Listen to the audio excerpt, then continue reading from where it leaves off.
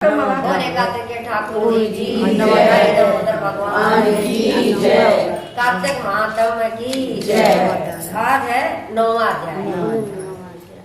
जो पढ़े सुनेगा इसे वह होगा बहुत से पार। श्री हरि कृपा से लिख रहा हूँ 9वां अध्याय। बोले श्री कृष्ण भगवान की जय। ये कपिल महाराज लिख रहे हैं, कपिल भगवान। राजा पृथु बोले, हे श्रेष्ठ मुनि नारद जी, आपने कार्तिक मास के व्रत में जो तुलसी की जड़ में भगवान विष्णु का निवास बताकर उस स्थान की मिट्टी का पूजन करना बतलाया है।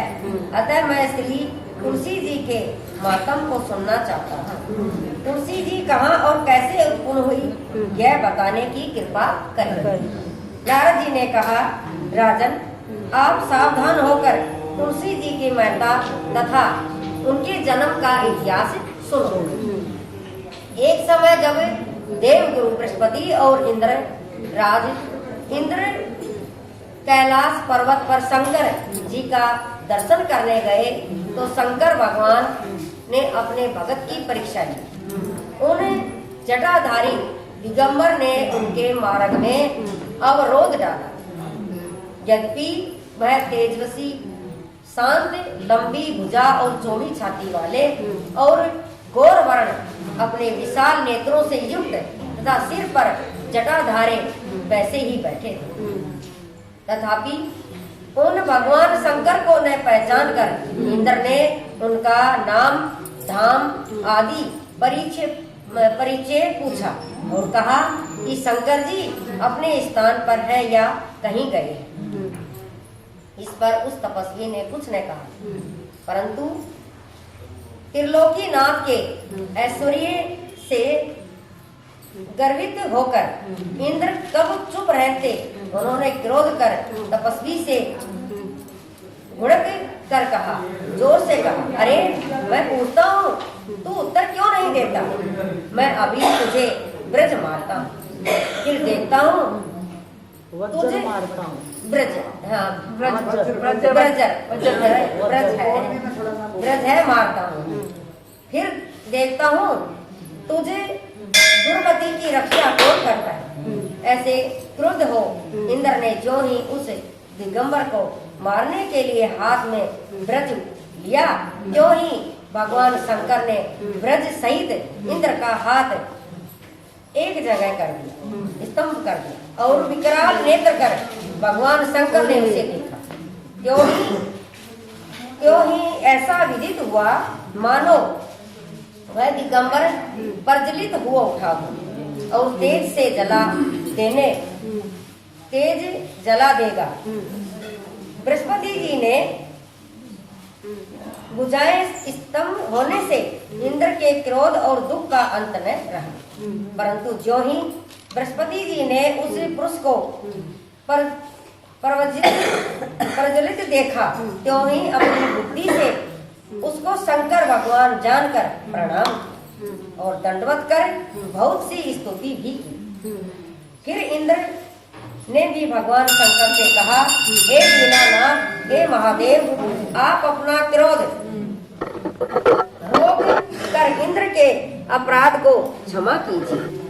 बृहस्पति के यह वचन सुनकर महेश्वर गंभीर वाणी से बोले, मैं अपने नेत्रों से निकाले हुए क्रोध को कैसे रोकूं? तब बृहस्पति ने कहा, भगवान, भक्तों पर दया करनी चाहिए। आप अपना भक्त वत्सल नाम सार्थक कीजिए।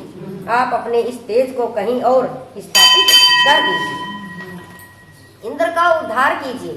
तब शंकर भगवान ने गुरु बृहस्पति से कहा, मैं तुम्हारी स्तुति से प्रसन्न हूँ जो तुमने इंद्र को जीवन दान दिलाया है। मैं विश्वास करता हूँ कि मेरे नेत्रों की अग्नि अब इंद्र को पीड़ित न करे।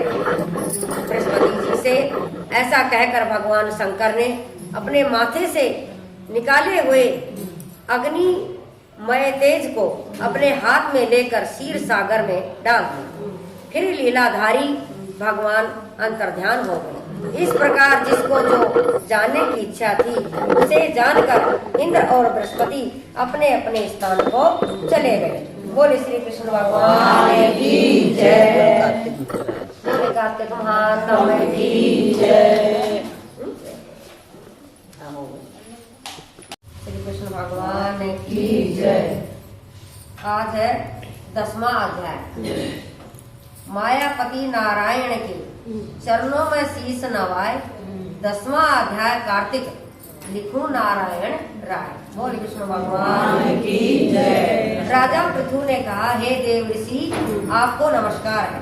कृपा कर आप यह कहिए कि जिस समय भगवान शंकर ने अपने माथे का तेज क्षीर सागर में डाल दिया तो उस समय क्या हुआ। नारद जी ने कहा, हे राजन, जब शंकर भगवान ने अपना वह तेज क्षीर सागर में डाल दिया तो उस समय वह शीघ्र ही बालक होकर गंगा सागर के संगम पर बैठकर संसार को भय देने वाला रुदन करने लगा। उसके रुदन से समस्त संसार व्याकुल होगा। लोकपालों के मन में भी व्याकुलता हुई। चराचर चलायमान हो गया। शंकर सुवन के रुदन से ब्रह्मांड व्याकुल हो गए। समस्त देवता और ऋषि मुनि व्याकुल होकर लोक पितामह श्री ब्रह्मा जी की शरण में गए। सबने मिलकर श्री ब्रह्मा जी को प्रणाम किया और स्तुति। फिर कहा कि हे पितामह, यह तो बड़ा भयंकर समय उपस्थित हुआ है। हे योगिन, इसका नाश कीजिए। तब देवताओं की ऐसी बात सुनकर श्री ब्रह्मा जी सत्यलोक से उतरकर उस बालक को देखने के लिए समुद्र के किनारे गए। समुद्र से ब्रह्मा जी को आता देखकर समुद्र ने ब्रह्मा जी को आता देखकर प्रणाम किया और बालक को उठाकर उनकी गोद में दे डाला। तब विस्मित होकर श्री ब्रह्मा जी ने पूछा, हे सागर, तुम शीघ्र कहो कि यह बालक किसका है। समुद्र ने निर्मल शालीनता शब्दों से कहा, प्रभु, यह तो मैं नहीं जानता, किंतु मुझे इतना अवश्य ज्ञात है कि यह गंगा सागर के संगम पर प्रकट हुआ है। अतएव हे जगत गुरु, आप इस बालक का जात कर्म आदि संस्कार कीजिए। इसका जातक फल बताइए।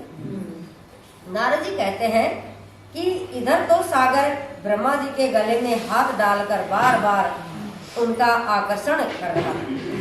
फिर तो उसने ब्रह्मा जी का गला इतनी जोर से पकड़ा कि उससे पीड़ित हो ब्रह्मा जी के नेत्रों से आंसू टपकने लगे। किसी प्रकार से ब्रह्मा जी ने अपने दोनों हाथों का जोर लगाकर अपना गला छुड़वाया और सागर से कहा, हे सागर, सुनो, मैं तुम्हारे पुत्र का जात फल कहता हूँ। मेरे नेत्रों से जो यह जल निकला है, इस कारण इसका नाम जलंधर पड़ेगा। यह उत्पन्न होने के साथ ही तरुण हो गया। इससे यह सब शास्त्रों का पारगामी, महापराक्रमी, महावीर, बलवान, महायोद्धा और रण दुर्मद होगा। यह बालक सब दैत्यों का अधिपति और भगवान विष्णु को जीतने वाला होगा तथा यह कहीं भी न हारेगा। एक भगवान शंकर को छोड़कर यह सबसे अवध्येय होगा।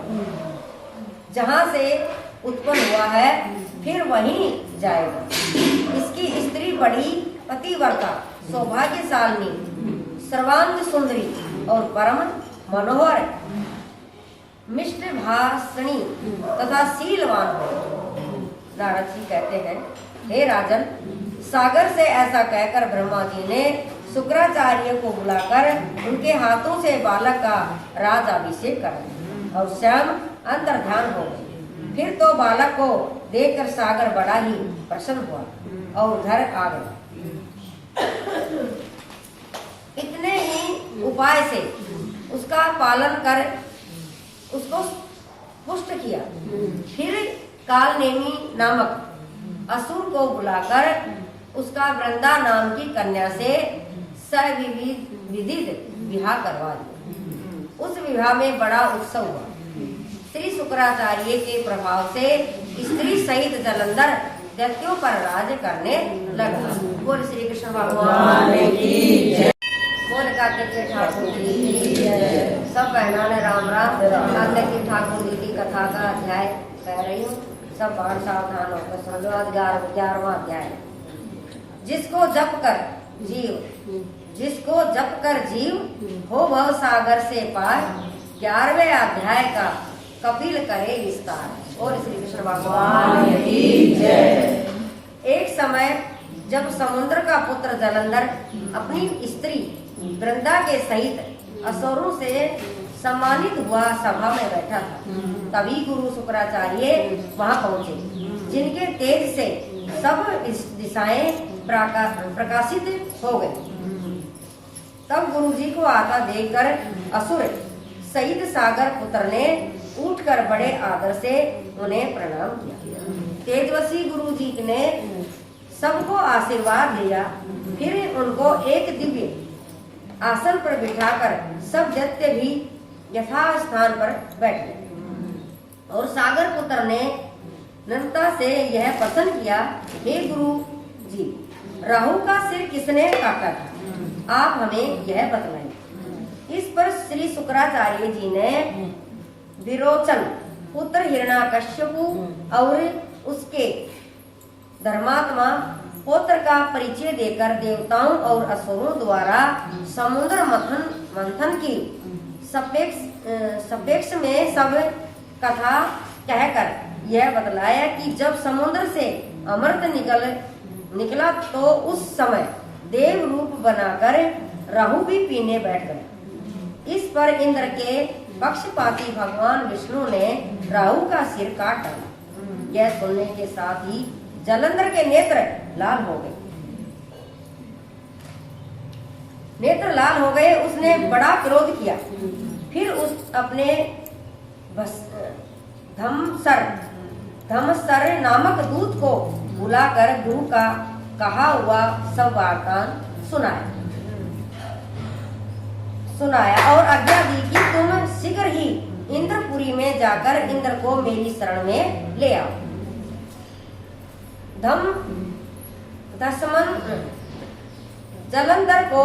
जलंधर का बड़ा निपुण दूत था। धमसर जलंधर का बड़ा निपुण दूत था। वह शीघ्र ही इंद्र की सुधर्मा नामक सभा में जा पहुंचा और उसने जलंधर के शब्दों में इंद्र से कहा, हे देवता धाम, तुमने समुद्र को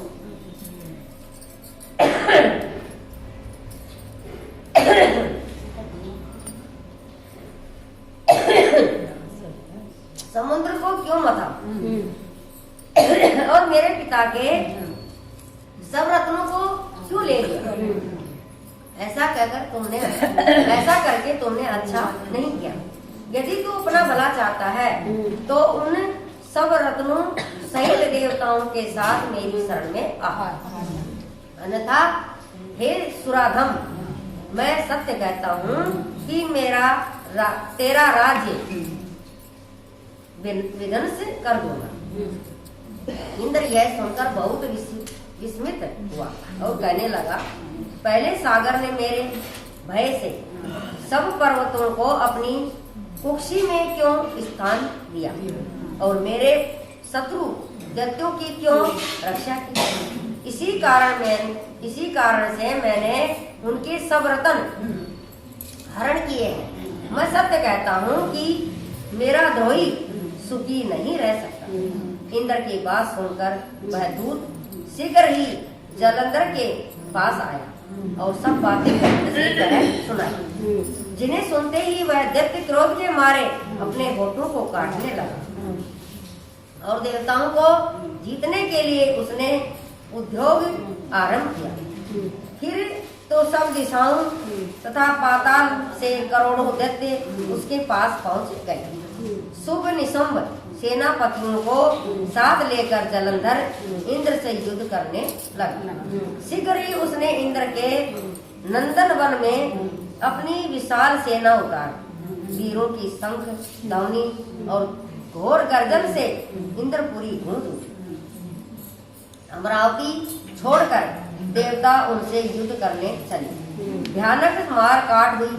दोनों पक्षों के आचार्य अपने अपने मृतकों को जिलाने लगे। असुरों के आचार्य गुरु शुक्राचार्य अपनी मृत संजीवनी विद्या से और देव गुरु बृहस्पति द्रोणागिरी से औषधियां लाकर मृतकों को जलाने लगे। इस पर जालंधर ने अपने गुरु शुक्राचार्य जी से क्रोध होकर कहा, मेरे हाथ से मरे हुए देवता भी कैसे सकते हैं?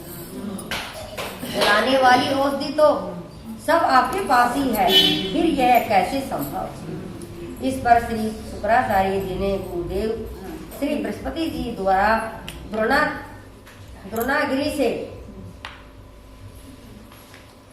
औषधि लाकर देवताओं को जलाने की बात बताई। यह सुनकर जालंधर और भी क्रोध हो उठा। श्री शुक्राचार्य जी ने कहा, क्रोध क्यों होते हो? यदि शक्ति है तो द्रोणागिरी पर्वत को उखाड़कर समुद्र में फेंक दो, तब मेरे कथन की सत्यता प्रमाणित हो जाएगी। इस पर जालंधर क्रोध होकर शीघ्र ही द्रोणागिरी पर्वत के पास जा पहुंचा और अपनी भुजा द्वारा उसे जड़ से उखाड़कर समुद्र में फेंक दिया। यह तो भगवान शंकर का तेज था, इसमें जालंधर की कोई विचित्रता नहीं थी। तत्पश्चात यह सागर पुत्र युद्ध भूमि में आकर बड़े वेग से देवताओं का संहार करने लगा। जब गुरु बृहस्पति औषधि लेने गए, औषधि लेने के लिए द्रोणागिरी पर्वत पर पहुंचे तो द्रोणागिरी की जगह पर वहां पर उन्हें सूना मैदान मिला। तो वह भयभीत होकर देवताओं के पास आया और कहा कि युद्ध बंद कर दो, तुम लोग अब जालंधर को नहीं जीत सके। पहले इंद्र ने जो भगवान शंकर का अपमान किया था, यह उसी का फल है। यह सुनकर देवता युद्ध की आशा त्याग कर अत्यंत ही व्याकुल होकर इधर उधर भाग निकले। सिंधु सुत निर्भय होकर अमरावती में प्रविष्ट हो गया। इंद्र आदि सब देवताओं ने गुफाओं में शरण ली। बोल कृष्ण भगवान की जय, बोले दामोदर भगवान की जय, कार्तिकेय ठाकुर की जय।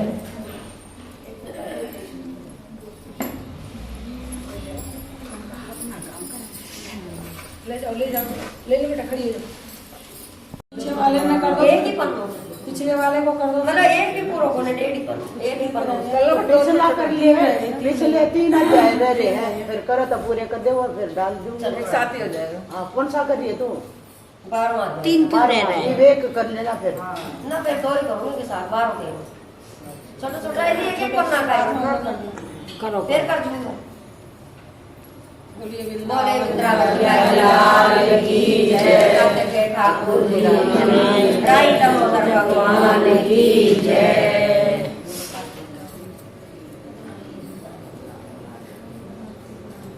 सुख भोग जो कथा, सुख भोगे जो कथा, सुने सहित विश्वास, 12वां अध्याय लिखे कपिल यह दास। बोल विष्णु भगवान की जय। श्री नारद जी ने कहा, तब जालंधर को अपनी खोज में आते देखकर इंद्र आदि भयभीत हो देवता कपित होकर वहां से भी भाग निकले। वह भाग कर वैकुंठ में भगवान विष्णु के पास पहुंचे। फिर सब देवताओं ने अपनी रक्षा के लिए उसकी स्तुति की। देवताओं की उस दीन वाणी को सुनकर करुणा सागर भगवान विष्णु ने उनसे कहा, देवताओं तुम भय को त्याग दो, युद्ध में मैं शीघ्र ही उस जालंधर को देखूंगा। ऐसा कहने के साथ ही भगवान गरुड़ पर जा बैठे। तब देवता सहित उन्हें युद्ध क्षेत्र की ओर प्रयाण करते देख समुद्र यना लक्ष्मी के नेत्रों में जल गया और उन्होंने कहा, हे नाथ, यदि मैं सर्वदा आपकी प्रिय हूँ और भगत हूँ, तो मेरा भाई आप द्वारा युद्ध में कैसे मारा जाना चाहिए। लक्ष्मी जी कह रही है।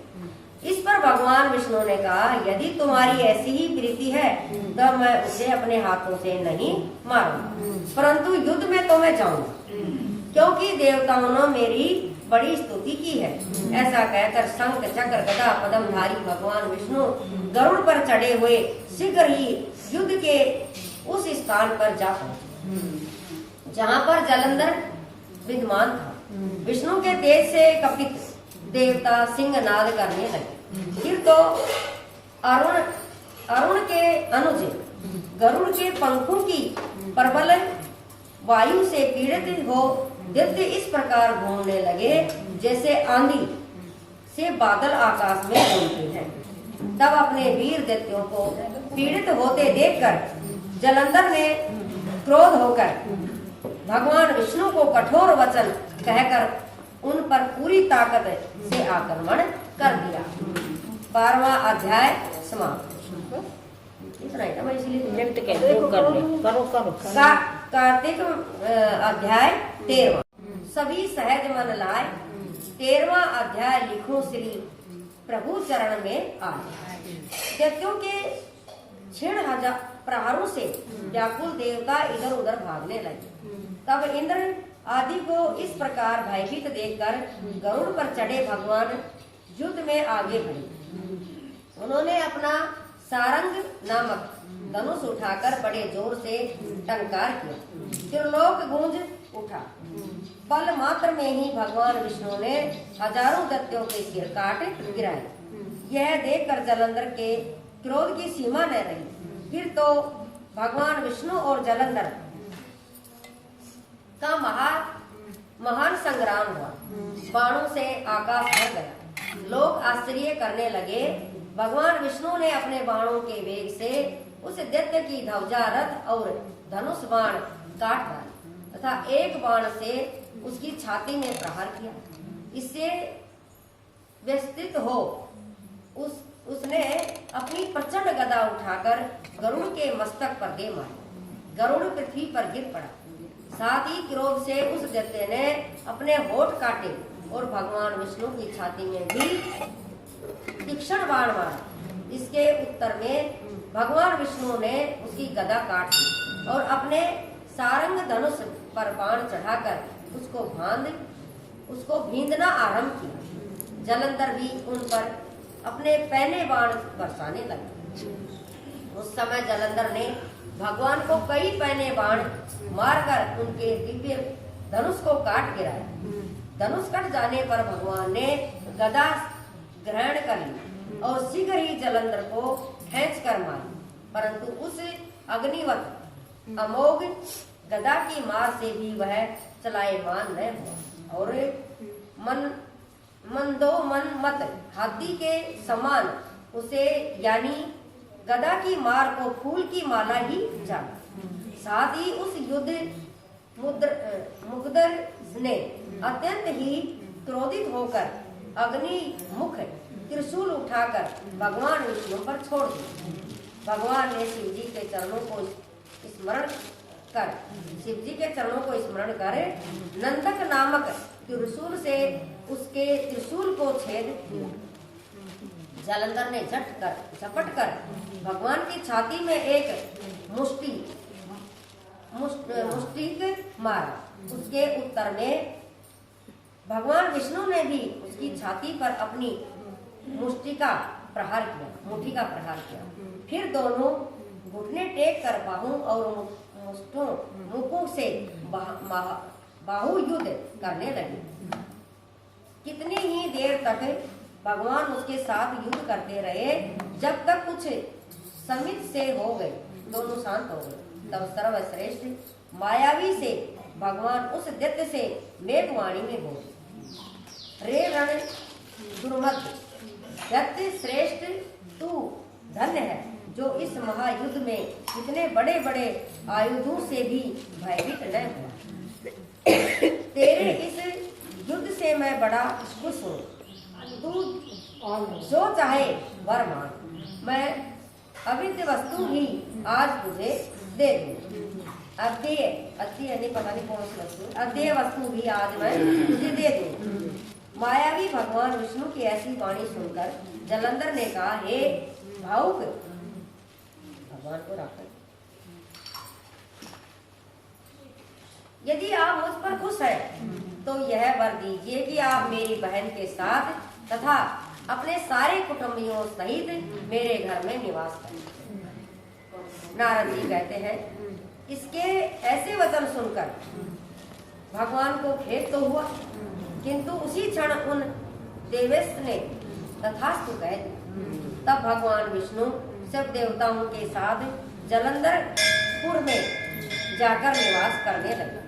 जलंधर अपनी बहन लक्ष्मी और देवताओं सहित भगवान को वहां पाकर बड़ा प्रसन्न था।